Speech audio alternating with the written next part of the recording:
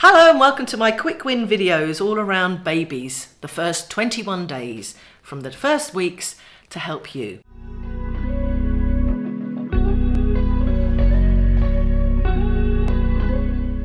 Now, crying and illness. Well, if your baby's crying constantly and you can't console or distract them, or the cry doesn't sound like their normal cry, it can be a sign that they're poorly and that they're ill. Also, look out for a high temperature, because if this is the case, you need to contact your health visitor or GP quickly.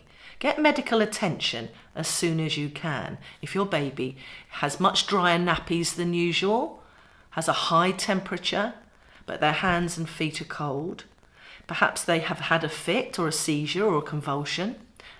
Look out in case they've gone blue or mottled or ashen grey or very pale skin. Look out also if they're breathing rapidly or they make a throaty sound when they're breathing or coughing. It sounds like they're coughing. My son sounded like a duck, so I took him straight away to the hospital and he had bronchiolitis. Perhaps you need to look under their rib cage as well to see if they've got a rash anywhere on their body, because of course this could be a sign of meningitis. And I'm not trying to scare you, I'm just trying to make sure that you look for some good signs so that you get the help that you need if your baby is a little bit poorly or got a cough or got a cold. Because if you think there's something wrong, always follow your instincts. You're always right, and do get the help that you need. This is tip 23.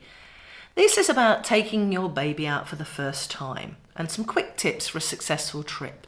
Because when it's time for your newborn's first big adventure outside, being prepared will make it go much more smoothly. So here are some tips for making your first adventure a success to build your confidence. So pack your changing bag well in advance. Though parents of older babies and toddlers just might stuff a few essentials into their bag before hopping on out, newborns need quite a lot of gear, don't they? And you definitely don't want to be stranded somewhere without that one thing that you really need. So do yourself a favour and pack up your changing bag long before you leave the house.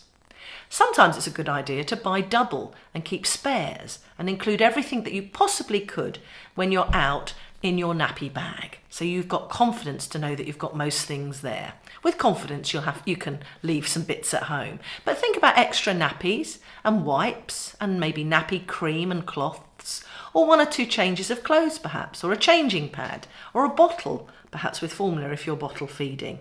Whatever your necessities, pack them in the nappy bag and keep the nappy bags away from your baby. You know those nappy sacks? Because this is a very good habit to start now, because babies grow quickly and some older babies have suffocated by reaching out for those colourful baby nappy sacks and putting them over their head.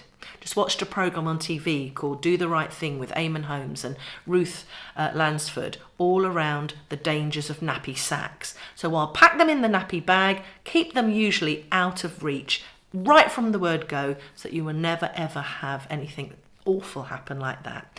So tip 24, make your first excursion quick. Getting out of the house can be fun for mummy and baby, but it can also be quite exhausting. So don't try to plan a great big excursion immediately. Instead, try to take a few small trips first. A walk around the neighbourhood or around the block. A quick trip to your friend's house or to a family member, so you can get used to taking your baby out and you can see how they react outside. Rather than plan a whole day trip, just plan a quick excursion. Pack up everything that you need so that you feel confident that you can handle whatever comes your way, and make it short so that you and your baby are back home in your cosy, safe environment as soon as possible, really, to build your confidence. That's what that's all about, really. And then as you get more and more confident, you can make the trips longer and longer. Now your little one begins to develop a personality and learn language almost immediately after birth, and in part because of your parental interaction. It's throughout the day-to-day activities of caring for your baby that you have the greatest opportunity to influence your child's brain growth and their brain development. Right from birth, babies are like sponges. They take in everything. They learn from our voices, from our touch, and from our smell.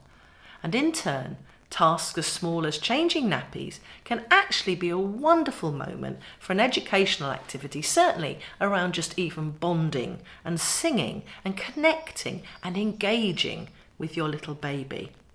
So let your baby touch the clean nappy, talk to your baby about their body, sing to them, chatter about all sorts of things, because they just love to engage and connect with you. And as you touch their legs and their feet, get familiar with the routine and relax and enjoy this. Don't see changing their nappy as a chore. See it as a way to get to know your baby.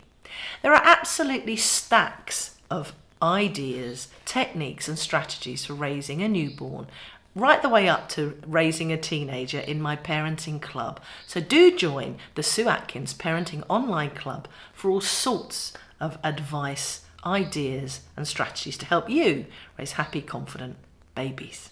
So until next time, take care.